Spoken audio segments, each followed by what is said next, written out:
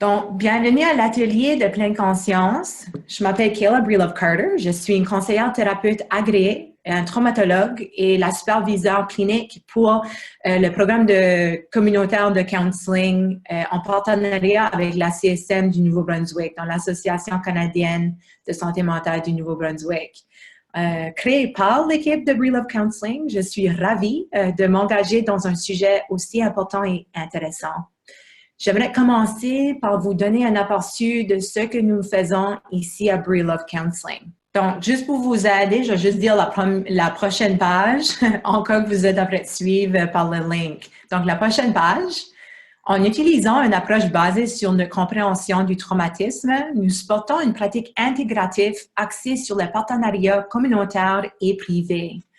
Nos spécialités s'étendent de la santé mentale générale, de l'art-thérapie, des adversités, des traumatismes, à la psychologie nutritionnelle pour les personnes âgées de 18 ans et plus. Notre objectif est d'aider les individus à renforcer leur résilience et à guérir. Nous y parvenons en explorant les opportunités de bien-être et d'autonomisation, d'écoute sans jugement et de plans de traitement personnalisés. Breelove Counseling contribue aux efforts d'une communauté résiliente. Depuis 2012, nous nous sommes concentrés sur les services qui soutiennent et renforcent le bien-être, la sensibilisation et la résilience. Ces objectifs sont également un élément central de notre programme de placement en stage, le programme de counseling communautaire, qui est en partenariat avec l'Association canadienne pour la santé mentale du Nouveau-Brunswick, au bureau de Moncton, où on offre du counseling gratuit pour ceux qui ont des besoins, y compris aussi notre clinique, que nous avons pu prendre virtuel pendant cette pandémie. Donc, la prochaine page.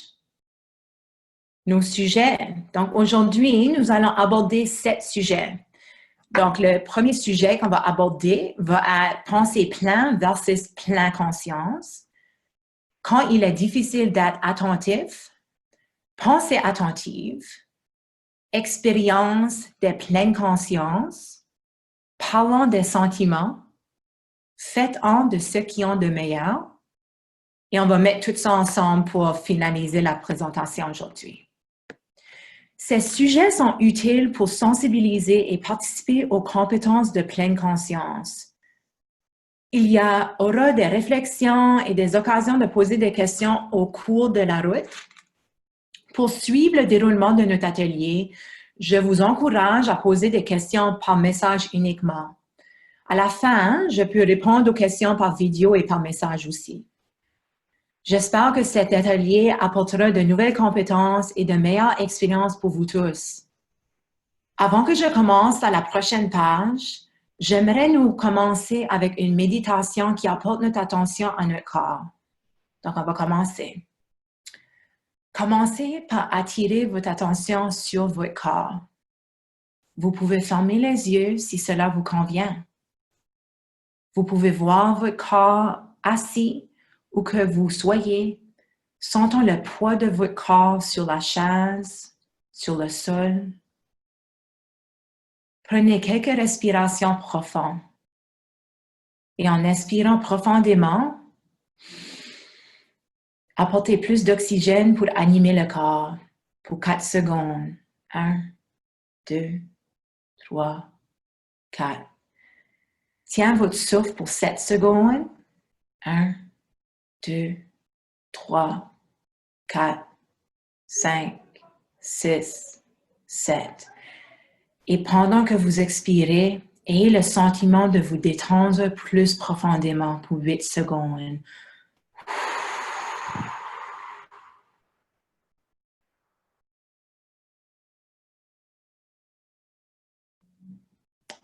Vous pouvez remarquer vos pieds sur le sol.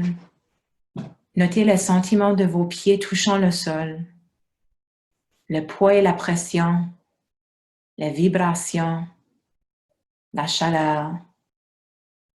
Vous pouvez remarquer vos jambes contre la chaise, la pression, les pulsations, la lourdeur, la légèreté. Remarquez votre dos contre la chaise. Attirez votre attention sur votre estomac. Si votre estomac est tendu, laissez-le se ramollir. Respirez.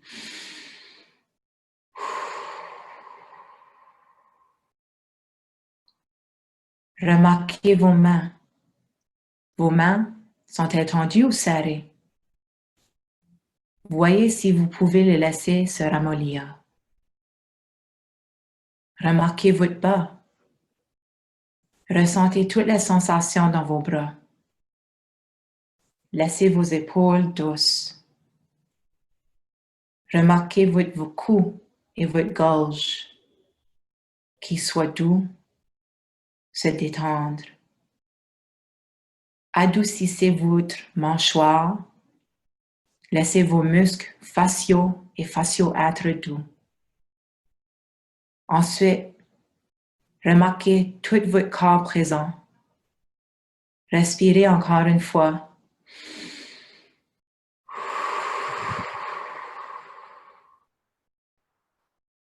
Soyez conscient de tout votre corps du mieux que vous pouvez. Respirez.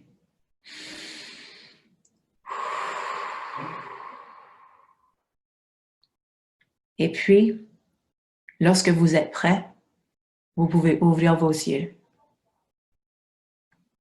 Donc, la prochaine page, pensez plein. Avez-vous déjà l'impression que votre esprit est en course?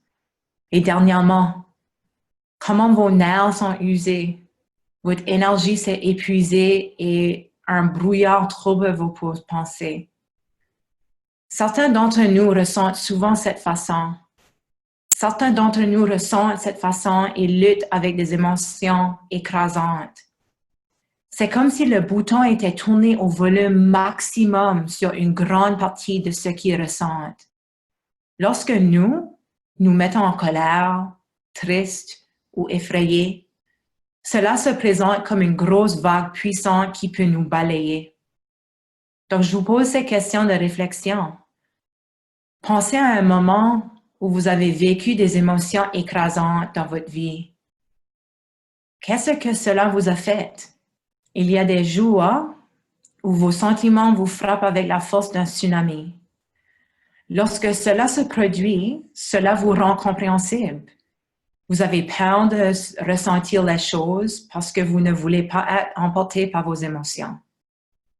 Le problème est que plus vous essayez de supprimer ou de mettre un terme à vos émotions, plus elles peuvent vous submerger. Il y a un nom pour cela et nous aimons l'appeler « penser plein » ou en anglais « mindful ». Il existe également un outil qui peut vous aider à devenir plus heureux, plus calme, plus créatif, plus concentré et plus en contact avec vous-même. Cet outil est la pleine conscience.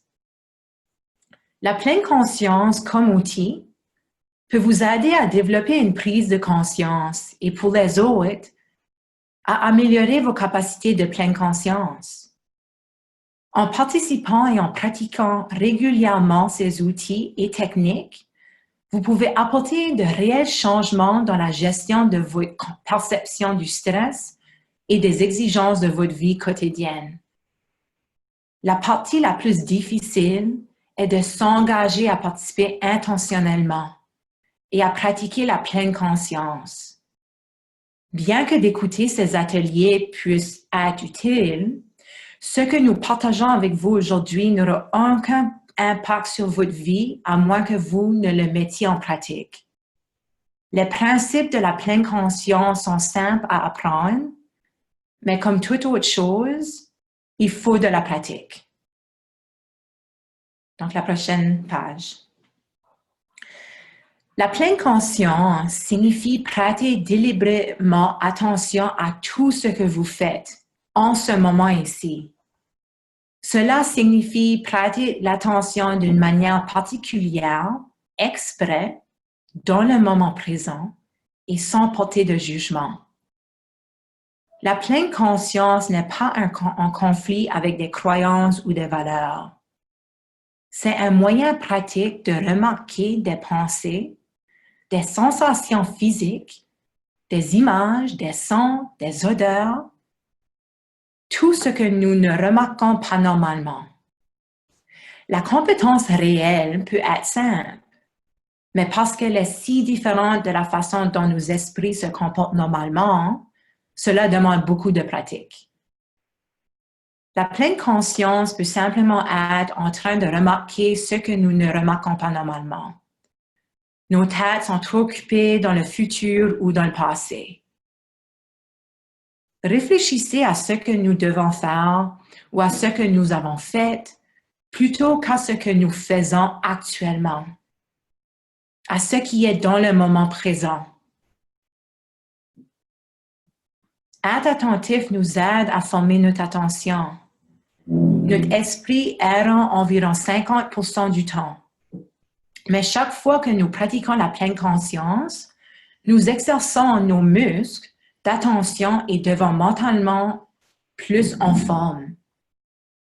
Donc, nous pouvons avoir de meilleures relations avec nous-mêmes, nous permettant de choisir ce sur quoi nous centrons, nous concentrons dessus, plutôt que de laisser automatiquement notre attention dominée par ce qui nous submerge et nous éloigne du moment présent. Prochaine page. Choisir et apprendre à influencer notre centre d'attention. La pleine conscience peut simplement être décrite comme le choix et l'apprentissage d'influencer notre centre d'attention. La pleine conscience est une compétence qui nécessite de la pratique. La plupart des gens sont distraits, se séparent ou passent la majeure partie de leur vie quotidienne à ne pas faire attention ou à courir sur le pilote automatique. En conséquence, nous nous perdons, sommes anxieux et frustrés lorsqu'une situation ne se produit pas comme nous y attendions. Grâce à la pratique de la pleine conscience, il est possible de développer de nouvelles habitudes qui contribuent à accroître le sens de choix et la confiance. La pleine conscience vous donne le choix de ne pas avoir à reprendre les mêmes vieilles habitudes qui peuvent avoir causé des problèmes dans le passé. La pleine conscience ne consiste pas à accueillir un contrôle immédiat, à supprimer ou à corriger une expérience désagréable. Il vise plutôt à développer une compétence qui vous place dans une meilleure position pour changer les habitudes qui peuvent causer de la distress, entraînant des actions positives. Donc, prochaine page. À un moment donné dans notre vie, nous devons tout faire face à des expériences accablantes et parfois douloureuses. Soit cela peut être physique, comme une piqûre d'abeille ou un bras cassé, soit émotionnel, comme un sentiment d'insécurité, de tristesse ou de colère. Dans les deux cas, la douleur est souvent inévitable et imprévisible. Vous ne pouvez pas toujours prévoir quand l'abeille vous piquera ou quand quelque chose vous rendra triste. Souvent, le mieux que vous puissiez faire est d'utiliser les compétences d'adaptation que vous avez et d'espérer qu'elles fonctionnent. Ce n'est pas toujours facile.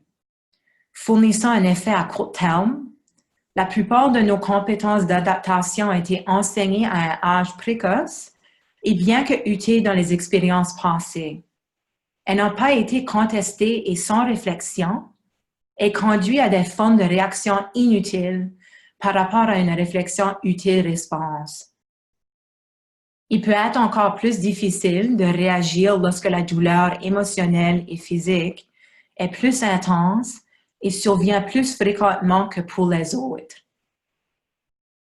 Souvent, ces situations donnent l'impression de ne jamais se terminer. Les sentiments se manifestent rapidement et cela ressemble à un raz de marée écrasante. Souvent, nos réactions finissent par être des moyens très malsains, très infructueux de faire face, car, eh bien, nous ne savons pas quoi faire d'autre. C'est compréhensible. Lorsqu'une personne éprouve des douleurs émotionnelles, il est difficile d'être rationnel et de penser à une solution plus saine ou plus utile. Donc, l'acceptation et pleine conscience. Prochaine page. Nous comprenons, remettre en question nos pensées lorsqu'elles se sont tellement plus fortes que nous est difficile. Parfois, cela nous aide à nous poser des questions qui suscitent la réflexion pour nous aider à comprendre comment nos pensées, nos sentiments et nos comportements incitatifs sont utiles pour nous dans cette situation particulière et pour les autres personnes impliquées. Abandonnez votre besoin de certitude et acceptez l'incertitude comme faisant partie inévitable de la vie peut être plus facile à dire que faire. Lorsque nous exigeons certitude et prévisibilité, notre attention est très tournée vers l'avenir, car notre esprit s'inquiète dans une tentative de gagner une certitude. Ce qui suit est un processus en 5 étapes qui peut aider à répondre à vos besoins de certitude. La première étape, donc la prochaine page, je vais voir 5 étapes. La première étape consiste à reconnaître ou à reconnaître lorsque vous ressentez le besoin de certitude et que vous souhaitez utiliser l'inquiétude pour y parvenir. Soyez conscient. Faire ensuite le choix actif de ne pas répondre à ce besoin. Et au lieu de cela laisser aller et accepter l'incertitude, en tournant votre attention vers une plus grande concentration sur le présent plutôt que sur le futur. Une concentration plus présente peut aider à faire accepter l'incertitude. Si vous vous concentrez sur le présent plutôt que sur l'avenir, l'incertitude quant à l'avenir est moins susceptible de vous déranger. De toute évidence, votre esprit peut revenir à vouloir la certitude et le contrôle dans la vie. Mais répétez simplement les étapes d'être conscient, de ne pas répondre et de laisser aller le besoin de certitude. La conscience consciente et l'attention concentrée créent des changements dans le cerveau qui nous aident à réguler les émotions. Donc, si nous voulons devenir techniques avec la neuropsychologie, la pleine conscience joue un rôle où elle engage des parties du cerveau qui nous aident à réguler les émotions et à créer un sentiment de sécurité. Cela se produit en aidant toutes les parties du cerveau à travailler ensemble comme un tout intégré. Une simple compréhension du cerveau peut nous aider à comprendre ce qui se passe lorsque nous sommes en distress ou que nous nous sentons dépassés et comment nous pouvons réagir pour que ces parties de notre cerveau fonctionnent à nouveau ensemble. La pleine conscience régule la réponse au stress en renforçant la partie perceptible du cerveau dans le lobe avant. Donc, partie de comprendre aussi le cerveau, c'est aussi de comprendre les biais négatifs du cerveau. Donc, ça nous suit à la prochaine page. Le cerveau a un biais pour capter les événements négatifs plutôt que positifs ou neutres. Cela nous a aidés à survivre en tant qu'espèce, fuite, combat ou gelée. Cela crée également beaucoup de souffrance s'il n'est pas contrôlé. La pratique de la pleine conscience nous donne des compétences pour que nous ne soyons pas contrôlés par ces biais. Pour vous pratiquer la pleine conscience, plus votre cerveau se souviendra d'engager toutes les parties du cerveau, même lors d'événements stressants, vous renforcez cette voie neuronale intégrative chaque fois que vous vous arrêtez pour vous asseoir et faire attention. Donc, chaque fois que vous apportez votre attention à votre conscience, vous vous donnez l'opportunité de vraiment pouvoir pratiquer la pleine conscience, à vraiment s'asseoir, puis faire attention, puis réfléchir. Qu'est-ce que je pense à et pourquoi? Et ça m'aide dans cette situation présente. Donc, raisonnez avec toi, la prochaine page. Nous avons tous des moments ou nous sommes davantage influencés par notre raisonnement ou notre logique, par nos émotions ou par une combinaison de ces deux. Ce sont les trois façons différentes dont nous pensons aux choses. Raisonnement ou autologique, cette façon de penser est ce qu'on appelle aussi l'esprit raisonnable. Cela fait référence au soi que nous utilisons lorsque nous pensons de façon logique ou factuelle à quelque chose. Quand nous pensons de cette façon, il n'y a généralement pas beaucoup d'émotions impliquées. Là, la prochaine, c'est le soi émotionnel. Donc, le contraire de soi raisonné est votre soi émotionnel. Lorsque vous pensez de votre moi émotionnel, vos émotions sont si intenses qu'elles influencent la façon dont vous agissez. Vous réagissez à partir des pulsions que les émotions créent en vous, plutôt que de choisir comment agir dans une situation. Donc, la plupart d'entre nous, on a le potentiel d'expérimenter le soi émotionnel et aussi le soi raisonnement. Mais quand on est dans une situation où notre cerveau se sent comme qu'on est en menace, donc ça peut être de l'anxiété, comme la situation de pandémie qu'on est dans maintenant, ou c'est les réflexions de colère parce qu'on voit peut-être certains gens pas habiter avec l'éloignement de social, ou seulement la tristesse ou l'inquiétude de la situation de comment que je vais gérer mon temps, mon travail, mes finances, etc., ou d'autres choses dans la vie, ça peut facilement nous tomber dans le soi émotionnel. Parce que le cerveau ne va pas déterminer si la menace est vraie ou la menace est percevée. Donc, la situation-là, ça va tourner dedans le soi émotionnel. Puis à ce point-là, c'est vraiment difficile de pouvoir réfléchir sur des choses qui sont plus raisonnables. Donc, quand on est pris dans ce cycle-là, puis qu'on pense, tu sais, pourquoi que je suis irrationnel, pourquoi que je suis si émotionnel, c'est pas nécessairement de notre faute, c'est la manière que notre cerveau fonctionne. Parce que notre cerveau a eu besoin de fonctionner de cette manière-là pour survivre de les siècles. C'était la seule manière qu'on pouvait survivre quand que, longtemps passé, quand c'était des chasser ou des tigres ou des différentes choses comme cavemen. C'était l'idée de si que j'ai ma menace, je peux me protéger du danger. Mais maintenant, en 2020 ou même dans le siècle ici, on a des différents types de menaces. On a des menaces de on est-tu pensé, notre image, on fait-tu du beau travail, qu'est-ce que les autres pensent de nous-mêmes. Donc, ça, c'est tous des nouvelles types de menaces qui sont créées dans notre monde aujourd'hui, qui pourraient influencer, aller dans le soi plus émotionnel que pouvoir trouver la balance. Donc, la balance, on le définit comme le moi authentique. Puis le moi authentique combine votre raisonnement avec votre émotion afin qu'aucun des modes de pensée n'influence votre action. Donc, c'est une belle balance des deux. Ça te donne l'opportunité de vraiment réfléchir sur ta situation pour pouvoir répondre d'une manière qui est authentique.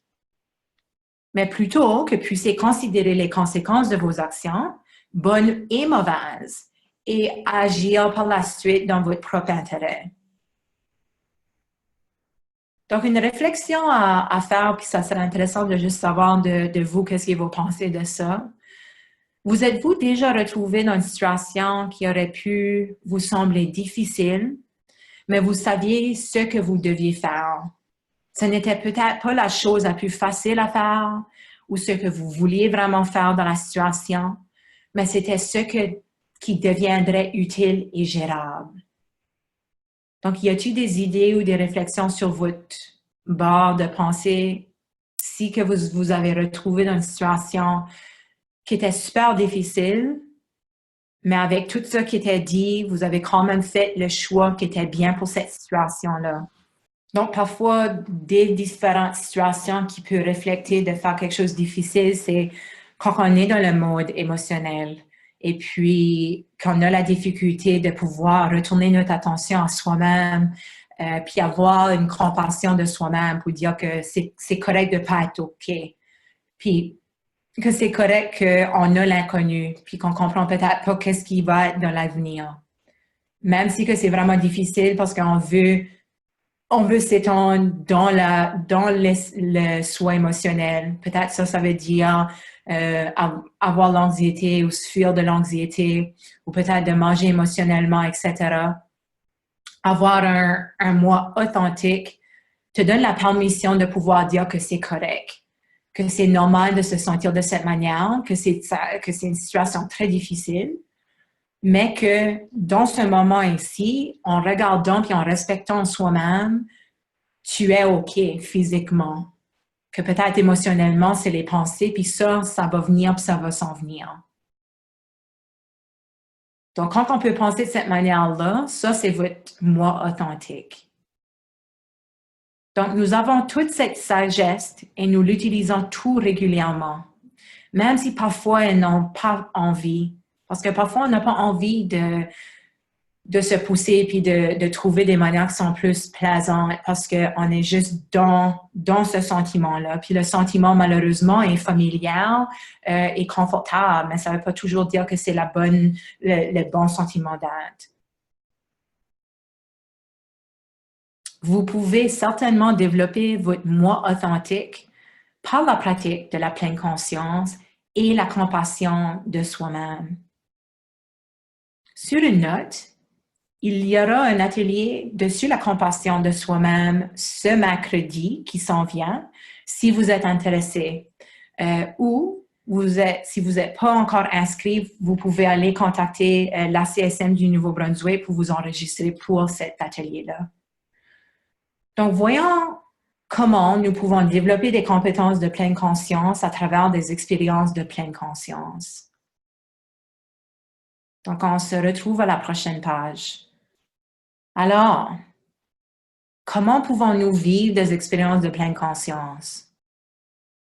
Une compétence de base, comment, ne porte pas de jugement.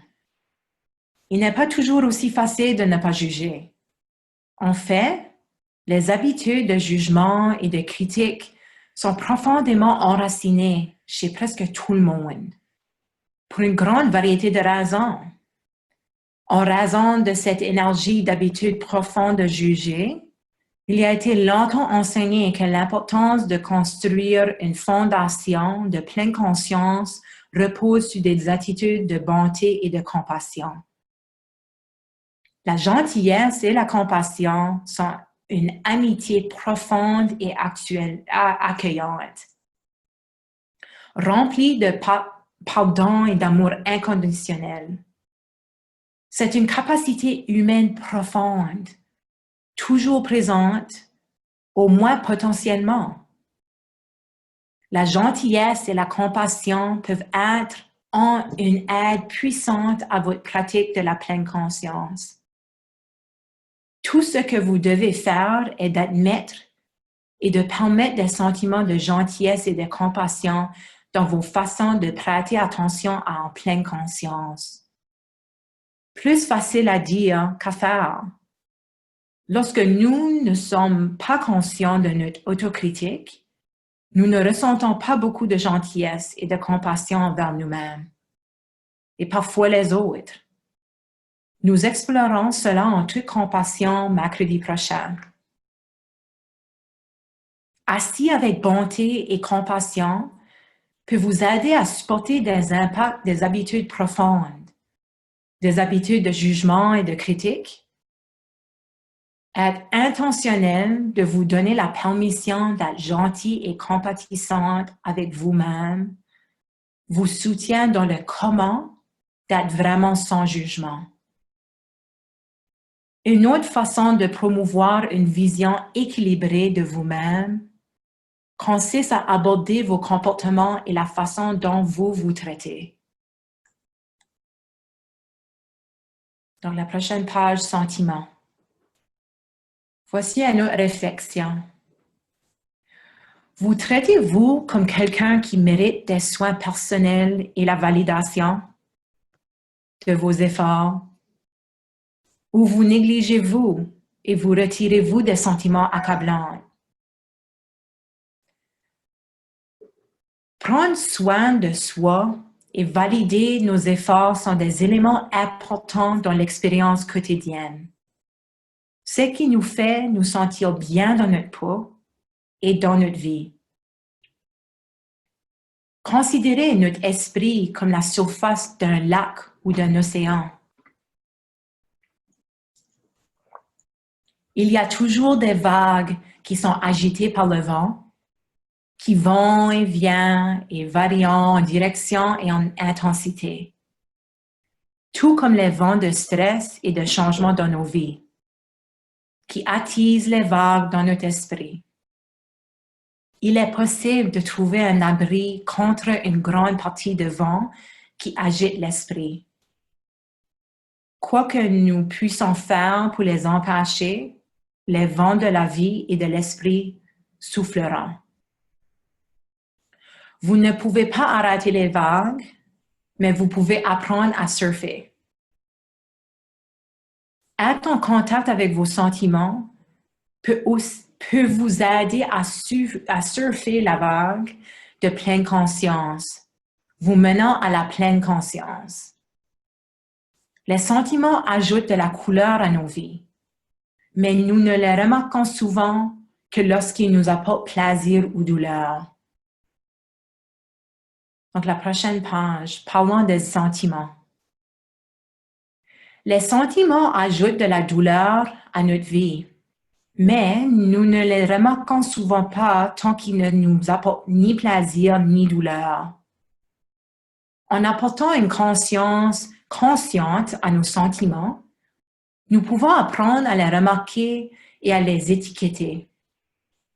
L'étiquetage des sentiments peut nous aider à apprécier des moments agréables, à être curieux et ouvert à des expériences désagréables, et même à remarquer des événements neutres qui nous créent par des sentiments très forts sans généralement négliger. Avez-vous déjà remarqué que vous ne savez souvent pas ce que vous ressentez? Vous sentez-vous parfois comme si vous vous promeniez dans un brouillard émotionnel, sachant que vous vous sentez mal ou bouleversé, mais ne pas vraiment pouvoir nommer l'émotion que vous sentez? Si vous ne savez pas quelle émotion vous ressentez, il est vraiment difficile de faire quoi que ce soit contre cette émotion ou de vous aider à la tolérer. Une fois que vous pouvez attribuer un nom à une émotion, vous pouvez souvent voir que faire à ce sujet. Donc, soyons un petit peu techniques au sujet de nos émotions. La prochaine page. Les émotions sont des signaux électriques et chimiques dans votre corps qui vous alertent de ce qui se passe. Ces signaux commencent souvent par vos sens de la vue, du toucher, de l'ouïe, de l'odorat et goût. Ensuite, les signaux voyagent vers votre cerveau où ils sont traités dans une zone appelée le système limbique, spécialisé dans l'observation et le traitement des émotions afin que vous puissiez répondre aux situations émotionnelles. Le système limbique est également connecté au reste de votre cerveau et de votre corps afin qu'il puisse dire à votre corps quoi faire en réponse à une situation émotionnelle. Vos émotions sont extrêmement importantes pour de nombreuses raisons, en particulier votre survie. Une autre chose importante à retenir sur les émotions est qu'elles sont là pour une raison. Ils ont tous des emplois. Chaque fois que vous ressentez une émotion, il est là pour vous dire quelque chose. Par exemple, la colère monte souvent pour nous motiver à travailler au changement quand il y a quelque chose que nous n'aimons pas dans une situation. L'anxiété survient lorsqu'il y a quelque chose qui pourrait être dangereux pour nous, nous motivant à quitter la situation ou à nous protéger, etc. Donc, la prochaine page, stop. Alors que nous explorons toute la gamme des émotions que nous vivons, Nous pouvons pratiquer à favoriser une attitude accueillante envers chacun d'entre eux, même ceux que nous préférons quitter. De cette façon, nous apprenons à accueillir toutes les expériences dans la maison d'hôte de notre conscience, sachant qu'ils n'entreront en résidence que temporairement et qu'ils auront peut-être quelque chose à nous apprendre. Il y a un dicton qui dit que si vous nommez une pensée ou une émotion, vous pouvez l'apprivoiser. Se tourner vers des émotions difficiles pour les rendre moins intenses et plus faciles à gérer. L'étiquetage nous aide à sortir de l'esprit ruminant, à remarquer ce qui se passe dans le moment présent et devenir plus acceptant la gamme complète de nos émotions. La recherche a relevé que le simple fait de nommer une émotion calme le centre émotionnel du cerveau. Nous pouvons apprendre à surfer sur la vague d'émotions intenses en développant un langage pour étiqueter nos émotions et en observant leur intensité. Donc, utilisez la technique de stop pour vous aider à faire une pause tout au long de la journée et à reconnaître les émotions que vous ressentez pour être favorables. Donc, le S est pour arrêtez-vous et faites une pause. Le T, c'est pour respirer. O est pour observer ce que vous remarquez. Donc, la confiance de qu'est-ce qui se passe vraiment. Et P, continuez le reste de votre journée. Lâchez prise. Donc, cette technique peut être vraiment favorable dans des situations où tu commences à reconnaître que vos émotions ou votre soi émotionnel après diriger ou contrôler la situation. Ça t'aide un moment où tu as une petite fenêtre pour pouvoir vraiment reconnaître qu'est-ce qui se passe dans votre moment. Puis de vraiment pouvoir respirer puis observer qu'est-ce que vous remarquez. Puis de commencer à vous demander la question, c'est-tu favorable pour moi dans ce moment? Puis de faire le choix que peut-être que tu peux changer les idées pour changer votre direction. Donc, la prochaine page. Faites-en de ce qui a de meilleur.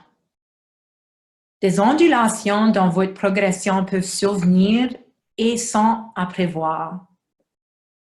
Essayez de ne pas tomber dans le piège de croire que vous êtes de retour à la case départ ou que je suis trop submergé pour faire face à cela, car cela ne fera que vous faire sentir pire. Le changement n'est pas un processus régulier. Il ressemble davantage au vieux dicton « 2 pas à l'avant, 1 pas en arrière » de temps en temps. Puis je crois spécialement dans la situation que nous sommes tous dans avec la pandémie, qu'on se sent plutôt beaucoup de fois que 2 pas en avant puis 1 pas en arrière.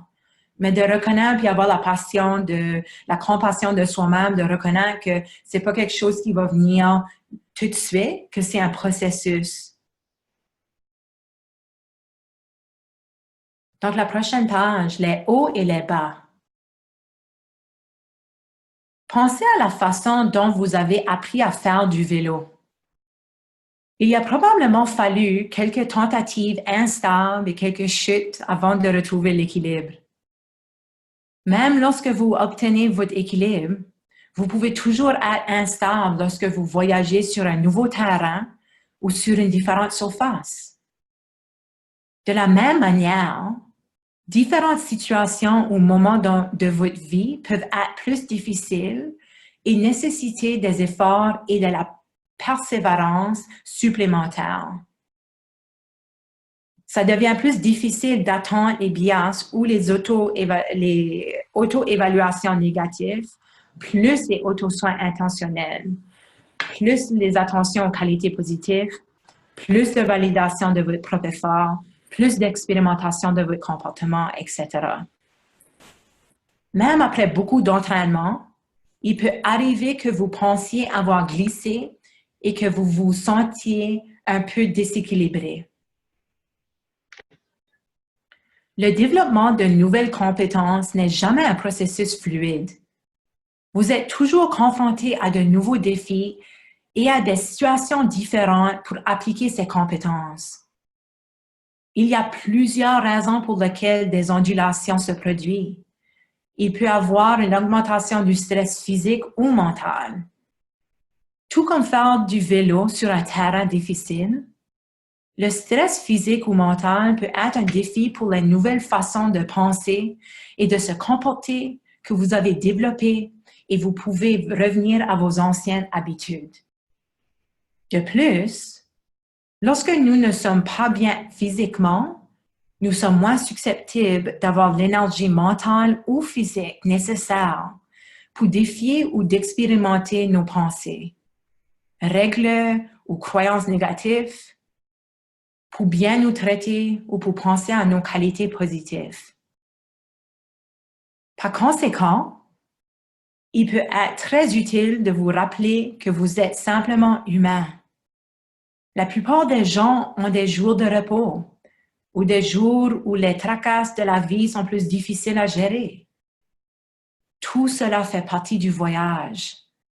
De plus, vous pouvez utiliser des ondulations comme moyen d'apprendre quelque chose de nouveau sur vous-même pour éviter à l'avenir des problèmes similaires. Les compétences que vous avez acquises se renforcent chaque jour lorsque vous les pratiquez. Inversement, si vos compétences ne sont pas utilisées, elles vous échapperont davantage. Et ça seront de vrais choix, de véritables façons de changer. Au lieu de cela, elles deviendront de simples idées vaguement rappelées sans pouvoir vous aider. Garder et renforcer vos compétences demandera des efforts soutenus. Il y a un vieil adage selon lequel la victoire appartient aux plus persévérantes. Et c'est exactement ce dont nous avons besoin maintenant. Un engagement à pratiquer vos compétences quotidiennes au fil du temps. Vous pouvez vous demander légitimement où vous trouvez la motivation pour continuer à faire quelque chose de si difficile. Et tout ce discours sur la persévérance peut sembler très 19e siècle et prédateur. Mais il existe un moyen de mettre en pratique quotidien ce que vous avez appris. Et cela ne demande pas énormément de volonté. Ce qu'il faut, c'est prendre l'habitude de passer une quinzaine de minutes par jour à pratiquer ces compétences. La pratique de la pleine conscience est comme cultiver un jardin. Un jardin fleurit lorsque certaines conditions sont réunies. Gardez à l'esprit les 3 qualités suivantes, y réfléchir, les cultiver selon notre meilleure compréhension. Ceci, l'effort nourrira, soutiendra et renforcera notre pratique. Garder ces attitudes à l'esprit fait partie de la formation, une façon de canaliser notre énergie dans le processus de guérison et de croyance. N'oubliez pas non plus qu'ils sont interdépendants. Chacun influence les autres et travailler sur un améliore le centre total. Donc, les 3 qualités suivantes commencent avec respirer. La respiration est une forme de patience et la patience est une forme de sagesse. Cela démontre que nous prenons et acceptons que parfois les choses doivent se dérouler en leur temps. Nous cultivons notre attention vers notre esprit et notre corps lorsque nous pratiquons la pleine conscience. Nous nous rappelons intentionnellement qu'il n'est pas nécessaire de réagir parce que nous trouvons l'esprit en train de juger tout le temps ou parce que nous sommes agités ou effrayés ou anxieux. ou parce que nous pratiquons depuis un moment et que rien ne semble se produire. Nous nous donnons de la place pour vivre ces expériences et respirer.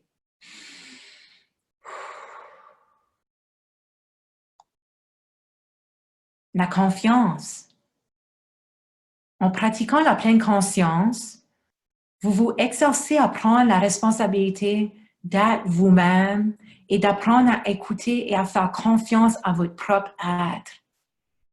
Plus vous cultivez cette confiance en vous, plus il vous sera facile de faire davantage confiance aux autres et de voir leur bonté fondamentale également. Il vaut bien mieux faire confiance à votre propre intuition que de garder à l'extérieur de vous-même pour vous guider, même si vous faites des erreurs en cours de la route. La prochaine qualité, c'est laisser aller. Lorsque nous commençons à prêter l'attention à notre expérience intérieure, nous découvrons rapidement qu'il y a certaines pensées, sentiments et situations auxquelles l'esprit semble vouloir s'accrocher. S'ils sont agréables, nous essayons de prolonger ces pensées, ces sentiments ou ces situations, de les étirer et de les évoquer encore et encore. De même, il y a beaucoup de pensées, de sentiments et d'expériences dont nous essayons de nous débarrasser ou que nous nous empêchons d'avoir parce qu'ils sont désagréables, douloureux ou effrayants d'une manière ou d'une autre, et nous voulons nous en protéger. Dans la pratique de la méditation, nous avons intentionnellement mis de côté la tendance à élever certains aspects de nos expériences et à en rejeter d'autres. Partie de la méditation est aussi partie de la pleine conscience. Au lieu de cela, nous laissons simplement notre expérience être ce qu'elle est et pratiquons l'observation d'un moment à l'autre. Lâcher prise est une façon de laisser les choses être, d'accepter les choses telles qu'elles sont. Lâcher prise ou laisser aller n'est pas une telle expérience étrangère. Nous ne le faisons chaque nuit lorsque nous nous endormons. Nous nous allongeons sur une surface rébourée avec les lumières éteintes dans un endroit calme et nous lâchons notre esprit et notre corps. Si vous ne pouvez pas vous laisser aller, vous ne pouvez pas vous endormir. La plupart d'entre nous ont connu des moments où l'esprit ne voulait tout simplement pas s'arrêter lorsque nous nous sommes couchés. C'est l'un des derniers signes de stress élevé. À ces moments, nous pouvons être incapables de nous libérer de certaines pensées parce que notre implication en elles est tout simplement trop puissante. Si nous essayons de nous forcer à dormir, cela ne fait qu'empirer les choses. Donc, si vous pouvez vous endormir, vous êtes déjà un expert de lâcher prise ou de laisser aller. Maintenant, il vous suffit de vous exercer à appliquer cette compétence dans les situations réelles. Donc, notre présentation en fut plus courte que présentée. Donc, ce fut un plaisir de partager les connaissances de notre équipe en pleine conscience. J'espère que vous avez appris de nouvelles compétences ou cela a aidé à réfléchir davantage sur les réflexions personnelles. Vous êtes toujours invité à poser des questions maintenant. Sinon, vous pouvez vous connecter avec moi si vous avez des questions dans les prochains jours après. Veuillez vous connecter avec nous via le site web, Instagram, et assurez-vous de continuer à vous connecter avec l'ACSM du Nouveau-Brunswick pour les programmes et services. Merci beaucoup à tous. Passez une belle journée et je suis ouvert à n'importe quelle question que vous avez peut-être au sujet de la conscience, de la pleine conscience. Donc, je vois qu'il y a 2 mains élevées ici. Je vois Cécile Goulette aussi. Donc, je vous donne la parole, Cécile. Bonjour Kayla, merci beaucoup pour la présentation, c'est vraiment intéressant. Ma question était, c'est que j'ai manqué les étapes où ce que c'est que j'ai pogné, je pense, observer et continuer. Euh, C'était pour prendre, être en pleine conscience, d'observer, je pense, qu'est-ce qui nous entoure. Puis Ah, le après, stop? oui, comment est-ce que c'était encore? OK. C'était, ouais. Peux-tu me les Donc, nommer le de nouveau? stop est anglais. Donc, oui, pour sûr. Donc, le S est pour arrêtez-vous et faites une pause. Donc, OK, arrêtez, faites une pause, OK, respirez, OK. observez Puis, ce que vous remarquez, puis le continuez le reste de votre journée. Donc, partie de ça, c'est d'arrêter. Quand que vous reconnaissez que peut-être que le soi émotionnel ou aussi le soi raisonnable devient, qu'il n'y a pas une belle balance, ça peut déclencher dans votre cerveau le système de menace. Donc, quand que tu peux t'arrêter puis faire une pause, tu te donnes l'opportunité pour ton cerveau à digérer l'information qui a été prise, puis de commencer à réfléchir à une idée alternative à la part de votre décision automatique que parfois est subconscious. Donc, quand tu te donnes la permission de respirer aussi, tu donnes l'oxygène à ton cerveau, donc ça donne l'opportunité à ton cerveau de se relaxer. Quand tu donnes la permission d'observer ce que vous remarquez, donc qu'est-ce que je fais et pourquoi que je le fais, ça te donne la confiance que ton 5 à 10% de ton cerveau, donc le conscient, de vraiment réaliser qu'est-ce qui se passe vraiment, puis qu'est-ce qui a peut me menacer. C'est-tu juste mes pensées ou y a-tu vraiment un danger dans mon environnement? Puis le PIS te donne l'opportunité de lâcher prise, de pouvoir réaliser cet événement ici ou ce que je me sens menacée de, la manière que je vais réagir, ça va-tu m'aider dans ce moment ici ou ça va-tu me donner de bonheur ou ça va-tu aider les autres dans la situation? Puis là, ça devient un choix. Donc, j'espère que ça explique un petit peu la technique de stop. oh non, c'est super, c'est super. Je trouve ça Excellent. bon. Puis, je me demandais si que tu pourrais pas le mettre comme en lettre puis nous l'envoyer par courriel ou peut-être l'envoyer Oui, à Julie Annan absolument. puis elle pourrait nous envoyer la définition. Je pense que ça serait important aussi quand ce que c'est qu'on donne des présentations, qu'on parle à des gens, de parler de cette technique-là de stop. Je trouve que c'est vraiment intéressant. Absolument.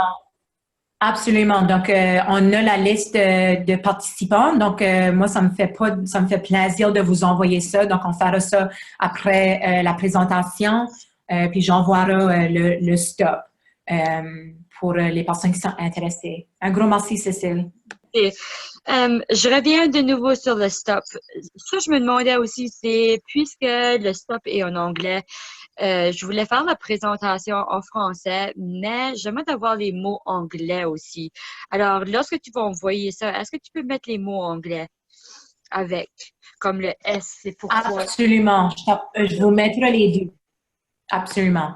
Oui. OK. Puis la raison que j'ai décidé de mettre le stop quand même, ça cause que c'est le signe d'arrêt. Donc, on voit ça Oui. partout, mais peut-être pas maintenant parce qu'on est à l'intérieur, mais ça, c'était une raison pourquoi que je voulais vraiment juste présenter le stop, même si qui est anglais, mais je suis sûre dans le courriel que je le mets en anglais et en français aussi pour ceux qui sont Parfait. intéressés. Merci. Puis juste, je vais en Super. train de réécrire aussi de nouveau comme c'est quoi le S-T-O-P. Il manque juste le T puis le O que j'ai pas réussi à pouvoir comprendre c'était quoi exactement. Comme là, le S, c'est arrêter Donc, puis le faire une T, pause. oui, donc le T, c'est respirer, donc take a breath. OK, parfait. Ouais. Puis le O, Puis le O, c'est Puis le observe. O, c'est observer ce que vous remarquez. Donc, observer ce que tu remarques au sujet de comment que tu te sens à l'intérieur, comment que tu te sens physiquement, qu'est-ce que vous pensez, qu'est-ce que vous observez. Donc, c'est à regarder Parfait. avec sens d'une manière. Ouais. Ça fait du sens. Merci beaucoup OK? pour ça, hein. C'est vraiment apprécié. Vraiment, j'ai vraiment aimé la présentation. C'est super. Excellent, super. OK, Kayla, est-ce que tu aurais d'autres adresses ou d'autres sources d'informations pour qu'on ait vraiment comme de la bonne information sur la pleine conscience? As-tu des choses à nous recommander? Comme des sites qui sont reconnus, là, tu sais, Oui, j'ai des différentes choses. Oui. Donc, ça, je vais vous encourager de faire. Je vais juste un instant, il y a un message ici pour expliquer comment vous pouvez faire. Donc, ce que vous pouvez faire, c'est ceux qui veulent les ressources de Stop, de juste envoyer un courriel à info@CMHA New Brunswick, de la même manière que vous avez enregistré, puis on l'envoiera. On voit aussi cette question-là parce que j'ai du matériel, mais malheureusement, le matériel est anglais, mais on peut le faire traduire. Je ne veux juste pas traduire tout le matériel si il n'y a pas un gros besoin. Mais si tu peux envoyer un courriel à info@cmhanewbrunswick.ca, ils vont envoyer la demande, puis moi, je peux envoyer toutes les ressources que vous pouvez utiliser pour vous-même ou que vous pouvez utiliser avec des clients aussi. Okay. On a plusieurs différentes ressources au sujet des questions pour demander la réflexion, des différents autres acronymes de STOP. Il y a aussi comme FLAME, il y a plusieurs d'autres différents types de ressources. Donc, moi, ça me ferait plaisir d'envoyer ça. Donc, vous pouvez envoyer vos demandes à la CSM. Il y a quelqu'un qui fait juste d'envoyer ça. Merci à tout le monde. Et puis, vous pouvez juste mettre la demande que vous voulez des ressources sur la pleine conscience. Donc, y a-t-il d'autres questions?